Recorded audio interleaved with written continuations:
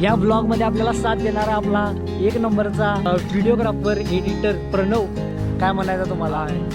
काय तर म्हण की भाऊ लाजला, घरात लाजत नाही, शिवाय तिथे 4-5 मला.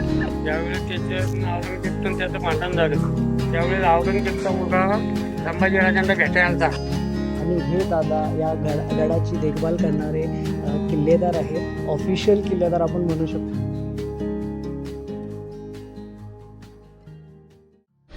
नमस्कार मंडळी, स्वागत आहे तुमचं आज आपल्या या तुमच्या तिब्बल सीट या चॅनलवर. तुम्हाला माहीतच आहे की आपण या चॅनलवर ट्रॅव्हल संदर्भात आपण ब्लॉग्स टाकतोय, सिनेमॅटिक व्हिडिओज टाकतोय. आजसुद्धा आपण तेच करणार आहे. सुरुवात करणार आहे पुण्याच्या सिरीजला, आणि पुण्याच्या सिरीजमधला आपला पहिला किल्ला असणार आहे तिकोना किल्ला, जो की मुळशी तालुक्यात आहे. आणि मेन म्हणजे काय की आपण या किल्ल्यापासून आपण फर्स्ट सिरीज स्टार्ट करत आहे, पुणे सिरीज. तर पुण्याचे सगळे किल्ले यामध्ये आपण कव्हर करणार आहे हळूहळू. हे तुम्हाला माहीतच आहे की या आता एकदा स्टार्ट झालेली ही सिरीज आपण कधी संपवायची नाही आहे. मस्तपैकी कॉन्टेंट क्रिएट करायचं आहे, निसर्गाच्या सान्निध्यात फिरायचं आहे. या ब्लॉगमध्ये आपल्याला साथ देणारा आपला एक नंबरचा व्हिडिओग्राफर एडिटर प्रणव. या भावामुळे आपलं एक नंबर कंटेंट मेन म्हणजे एक नंबर होणार आहे. तर प्रणव, तुमचं स्वागत आहे आपल्या तिब्बल सीट चॅनलमध्ये. काय म्हणायचं तुम्हाला? काय तर म्हण की भाऊ लाजला, घरात लाजत नाही, शिवाय तिथे 4-5 मला. बघा हळूहळू फुलल, सुरुवात आहे, होऊन जाईल. पण आजपासून आपण चालू करायचं आहे सिरीज. सबस्क्राईब करा आमच्या चॅनलला आणि लाईक करा जर तुम्हाला कंटेंट आवडला. पण या तिकोना किल्ल्याला जायच्या आधी आपल्याला हे सुंदर असं तलाव, लेक ज्याला आपण बोलतोय ते सापडलेलं आहे. यात लेकचं नाव मला माहीत नाही आहे, पण मुळशी तालुक्यातलंच हे लेक आहे. जर तुम्ही बघितलं तर हा समोर दिसतोय, मी जिथं बोट करतोय, हा आपला तिकोना किल्ला आहे. या किल्ल्यावर आपल्याला आता जायचं आहे.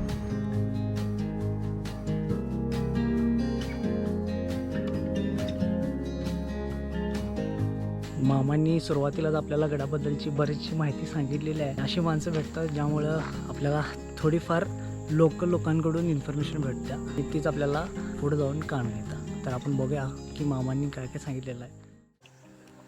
औरंगजेबचा मुलगा ज्यावेळेस औरंगजेबचं त्याचं भांडण झालं त्यावेळेस औरंगजेबचा मुलगा संभाजीराजांना भेटायला आलता महाराष्ट्रात.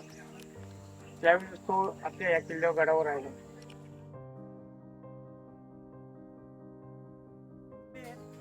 अशा बारीक पोहा पोखरलेले आहेत आणि बुरुज आहेत. वर शंकरचं मंदिर आहे, मध्ये इथं देवीचं मंदिर आहे, इथं मारुती आहे मोठा, एवढा उंच मारुती, हाताच्या उंच आहे. होय काय? हाताच्या उंच शिडी लावून हार घालायला लागतो. गडाच्या खाली आल्या बरीचशी हॉटेल आणि रेस्टॉरंट टाईपची दुकानं वगैरे आहेत. ती तुम्हाला पार्किंगची सोय पण करून देतात, पण काही गरज नाही आहे. डायरेक्ट पायथ्याशी आल्यावर तुम्हाला गाडीत इथं 2 व्हीलर पार्किंग आपण लावू शकतो. हे जे दिसते तुम्हाला हे सगळं लोकांनी डिरेक्टली पार्किंग केलेली आहे. एकदम बरोबर पायथ्याशी आल्या गडाबद्दलची इन्फॉर्मेशन दिलेली आहे.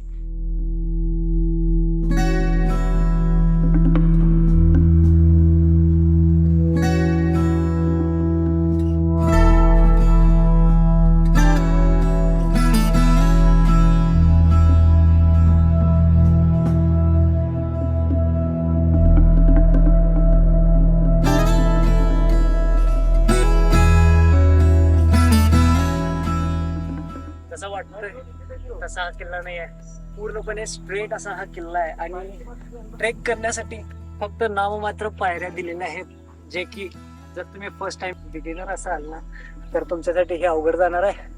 पण जे लोक दुर्ग वेडे आहेत त्यांच्यासाठी मस्त असा किल्ला आहे, कारण उभा असा डिरेक्टली ट्रेक आहे.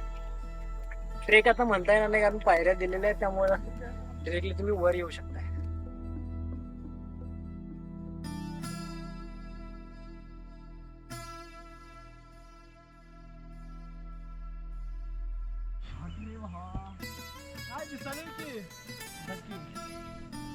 जसं वर यायला लागले तसं वरतीच वाटत.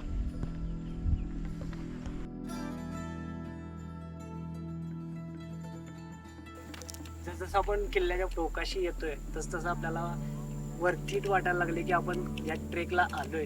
आणि मेन म्हणजे काय की माझ्या मागे जे तुम्हाला दृश्य दिसायला लागले ते अविस्मरणीय दृश्य आहे. तुम्ही ह्या किल्ल्याला मस्ट व्हिजिट करायलाच पाहिजे, कारण ही सह्याद्री रांगेतला हा किल्ला एकदम बघण्यासारखा दर्शनीय आहे. तुम्हाला प्रश्न पडला असेल की या गडाचं नाव तिकोना काय, तर तिकोना हे नाव या गडाच्या आकारामुळे पडलेलं आहे. या गडाचा आकार असा त्रिकोणी असल्यामुळं या गडाला तिकोना हे नाव दिलेलं आहे. आणि आता आपण गडाच्या जवळपास जाणार आहे. हा जो दिसतोय तुम्हाला तो गड आहे. एक 15 मिनिटाचा ट्रेक उरलेला आहे. चला पूर्ण करूया.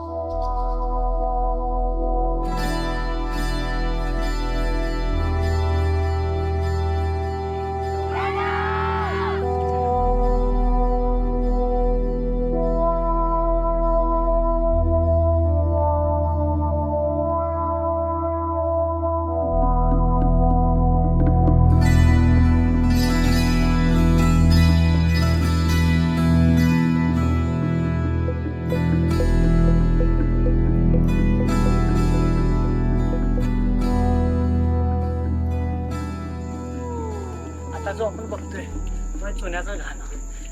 जे तटबंदी करताना जे दगड वगैरे लागतात ते जोडताना आपल्याला आत्ताच्या वेळेला सिमेंटची गरज असते, पण त्यावेळी काय चुना आणि त्याचं एक मिश्रण वापरलं जात होतं.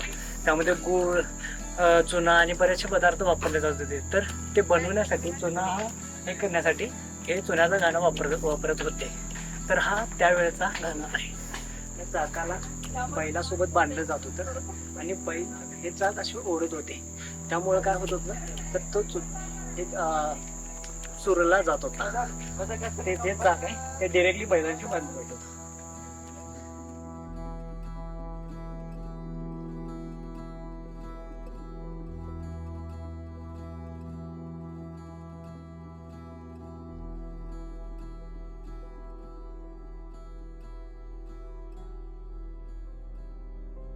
तर आपण गडावर आलेलो आहे आणि सध्या आपण भेटतो या दादांना. आणि हे दादा या गडाची देखभाल करणारे किल्लेदार आहेत, ऑफिशियल किल्लेदार आपण म्हणू शकतोय. तर ते आपल्याला थोडीफार गडाबद्दल इन्फॉर्मेशन सांगतील. पहिल्यांदा स्वतः तुम्ही तुमची इन्फॉर्मेशन द्या. जय शिवराय. माझं नाव सुजित मोळ. मी तिकोना किल्ल्याचा किल्लेदार म्हणून या ठिकाणी काम बघतो. हा किल्ला दिसायला खूप छोटा आहे, पण इतिहासामध्ये खूप असा महत्त्वाचा मानण्यात आलेला किल्ला होता. हा किल्ला इसवी सन 800 ते 1000 सालामधला किल्ला असावा असं इतिहास तज्ञांचं मत आहे. अच्छा. पण आपल्या भागात 1585 मध्ये पहिली निजामशाही आली. त्यावेळेस हा निजामशाहीत दाखल झाल्यानंतर या किल्ल्याला अमनगड असं नाव ठेवलं होतं. मग त्यावेळेस निजामशाहीचा सरदार मलिक अहमद निजामशाह यांनी काही दिवस राज्य केल्यानंतर 1657 मध्ये छत्रपती शिवाजी महाराजांनी कोकणातील काही किल्ल्यांबरोबर हा किल्ला पण आपल्या स्वराज्यात सामील करून घेतला आणि या किल्ल्याला वितंडगड असं नाव ठेवलं होतं. या किल्ल्याचा मेन उपयोग म्हणजे आपल्या राज्यातल्या 12 मावळांपैकी हे समोरचं पवन मावळ आहे. या पवन मावळाच्या देखरेखीसाठी आणि सुरक्षतेसाठी आपल्या स्वराज्याचे सरसेनापती नेताजी पालकर यांना या किल्ल्याची किल्लेदारी दिली होती. ते या किल्ल्यावरती आल्यानंतर त्यांचा हाच कारभार होता की आजूबाजूच्या परिसरावरती लक्ष ठेवणे, की शत्रू कुठल्या भागातून येतो, कुठल्या भागात जाणार आहे, किती शत्रू आहेत, त्या शत्रूंना कुठल्या खिंडीमध्ये अडवता येईल, कुठल्या जंगलामध्ये जाऊन त्यांच्याशी घनेमिकाने लढता येईल, ही त्यांच्यावरती नजर ठेवण्यासाठी आणि वचक ठेवण्यासाठी वापरलेला तिकोना किल्ला होता. ओके. जर वातावरण जर स्वच्छ असेल तर या किल्ल्यावरून आपण 120-130 किलोमीटरचा एरिया हा नजरेमध्ये ठेवू शकतो. का तर या किल्ल्यावरून आपल्याला 8 किल्ले बघायला मिळतात. समोरच्या साईडला लोहगड विसापूर आहे, किल्ल्याच्या मागच्या साईडला तुंगा आणि मोरगिरी, आणि पाठीमागच्या साईडला इकडे जर बघितलं आपण तर वातावरण स्वच्छ झाल्यानंतर आपल्याला राजगड, तोरणा, सिंहगड आणि पुरंदर अच्छा असे हे 8 किल्ले बघायला मिळतात. म्हणजे 8 किल्ल्यांवरचा मेसेज एकत्र करणे, इतर किल्ल्यांवरती पाठवणे आणि आजूबाजूच्या परिसरावरती नियंत्रणासाठी वापरलेला तिकोना किल्ला. 1665 मध्ये ज्यावेळेस पुरंदरचा तह झाला त्यावेळेस महाराजांनी मिर्झा राजे जयसिंगला जे 23 किल्ले दिलेले होते, या 23 किल्ल्यांमध्ये तिकोना सुद्धा दिलेला होता. पण तह मोडल्यानंतर जे किल्ले आपल्याकडे घेतले हे आपल्याकडेच राहून गेले. जरी 1657 मध्ये हा किल्ला आपल्या स्वराज्यात आलेला होता तरी छत्रपती शिवाजी महाराज या किल्ल्यावरती आल्याची नोंद मिळत नाही. पण 1682 मध्ये धर्मवीर छत्रपती संभाजी महाराज काही दिवस या किल्ल्यावरती वास्तव्याला होते. ओके, म्हणजे त्यांचं वास्तव्य वरती गेला तर एक वाडा बांधलेला आहे. 1660 मध्ये नेताजी पालकरांनी तो वाडा बांधला आणि त्या वाड्यामध्ये रामशानी ते निगराणी करत होते. 1682 मध्ये संभाजी महाराज सुद्धा काही दिवस त्या वाड्यामध्ये राहून गेलेले आहेत. तर त्या काळामध्ये औरंगजेबच्या कुठल्या तरी बायकोचा मुलगा हा अकबर, तो आश्रयासाठी पवनमाळामध्ये आला होता. तर त्याला माहित होतं आपल्याला कुठलाही राजा आश्रय देऊ शकत नाही, पण एक राजा आश्रय देऊ शकतो, ते म्हणजे संभाजी महाराज. मग त्यांनी संभाजी महाराजांकडे आश्रयाला किल्ला मागितल्यानंतर संभाजी महाराजांनी तिकोना हा किल्ला 12 ऑगस्ट 1682 मध्ये अकबरला राहण्यासाठी दिला. मग तो काही दिवसच या किल्ल्यावरती राहिला, पण त्याला इथलं वातावरण न मानवल्यामुळे त्याने आपोआपचाच हा किल्ला सोडला आणि हा किल्ला परत आपल्या मराठ्यांकडे आला. ओके. मग मराठ्यांनी काही काळ राज्य केल्यानंतर 1818 मध्ये ज्यावेळेस इंग्रजांची आणि मराठ्यांची मोठी लढाई झाली, त्या लढाईमध्ये आपल्या महाराष्ट्रातल्या किल्ल्यांचं जवळजवळ 70% नुकसान झालं आणि राहिलेल्या 30%पैकी 20% हे पर्यटक लोकांनी केलेलं आहे. तर लोक म्हणतात हे कसं, तर आम्ही पर्यटक लोकांना सुद्धा एक उदाहरण देऊ शकतो की किल्ल्यावरती येताना प्रत्येकाच्या पाटणीवरती एक बॅग असते. बॅगमध्ये पिण्याचं पाणी असतं, खाण्याच्या वस्तू असतात. हे घाम फुटसपर्यंत थकसपर्यंत आपण किल्ल्यावरती घेऊन येतो. पण किल्ल्यावरती आल्यानंतर पहिले नियोजन असतं आपलं फोटो काढण्याचं. मग फोटो काढताना आपण कुठल्या वस्तूवरती उभ्या आहोत, कुठल्या भिंतीवरती उभ्या आहोत, कुठल्या बुरुजांवरती उभ्या आहोत, आपण हे पाहत नाही. आपण फक्त पाहतो की आपला फोटो चांगला आला पाहिजे. पण फोटो काढताना जर आपण या भिंतीवरती उभे आहोत, ह्या भिंतीचा दगड जर आपल्या पायाने खाली पडला तर तो परत उचलून आपण त्या भिंतीवरती रचतो का?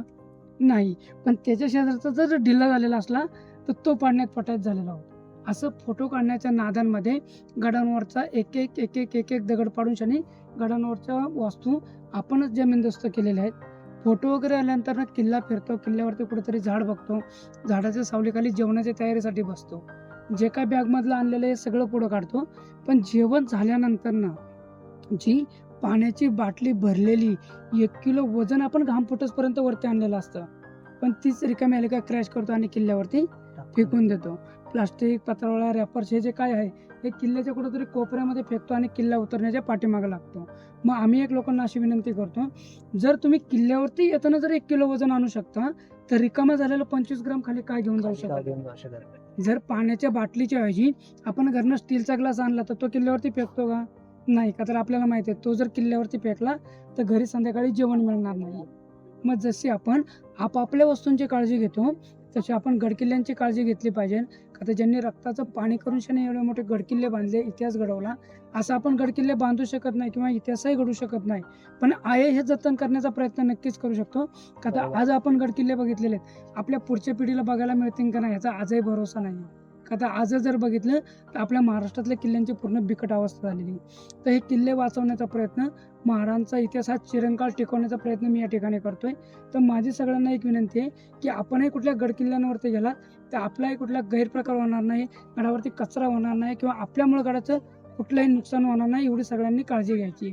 तर तिकोण्याचा मेन उपयोग म्हणजे आपल्या राज्यातल्या 12 मावळांपैकी ह्या पवन मावळावरती नजर ठेवण्यासाठी आणि शत्रूंवरती वचक ठेवण्यासाठी टेहळणीचा किल्ला मनुष्याने वापरण्यात आलेला तिकोणा आहे. गडाचा टाइम वगैरे जे असतंय हे पहिल्यापासून चालत पहिल्यापासून चालतं. 5ला तर 5 तर जास्तीत जास्त 5:30 पावणे 6 होता. ओके. पण त्याच्या व्यतिरिक्त मग लोक वरती ठेवत नाही. पण होतं काय की जर आपण जर म्हणलं की चला आता आलेले तर वरती जाऊ दे पण संध्याकाळच्या टायमाला जर काही ऍक्सिडेंट झाला किंवा इतर काही गैरप्रकार झाला तर त्यांना मग खूप खूप सेफ्टीसाठी काहीच नाही. सेफ्टीसाठी काय नाही, सेफ्टीसाठी फक्त मीच आहे. ज्यावेळेस मी कपडे चेंज करून आणि सगळ्यांना खाली घेत जाईल त्यावेळेस किल्ला हा पूर्ण रिकामा करतो आणि सगळ्यांना खाली घेत पूर्ण खाली होतो, म्हणजे जेणेकरून कुठलाही ऍक्सिडेंट किंवा अनुचित प्रकार कुठला व्हावा नाही या दृष्टिकोनातून सगळ्यांना खाली घेत जातो. आणि दादाने आपल्याला खूप छान अशी माहिती किल्ल्याबद्दल दिलेली आहे आणि शेवटी एक मेसेज सांगितला आहे सगळ्या पर्यटकांना की स्वच्छता राखा तरच आपले गड राखले जातील. खूप खूप धन्यवाद तुमचे की आम्हाला तुम्ही इन्फॉर्मेशन दिली आणि असंच तुम्ही प्रत्येक पर्यटकाला पण हेच तुम्ही जर एक मेसेज दिला तर ते सुधारतील पण असं मला पण वाटतंय आणि तुम्ही खूप चांगलं काम करताय हेच मला बोलायचं. Thank you sir. महाराज करून घेतात आपण करायचं नाही खरं. एवढंच वाटतं. जय शिवराय.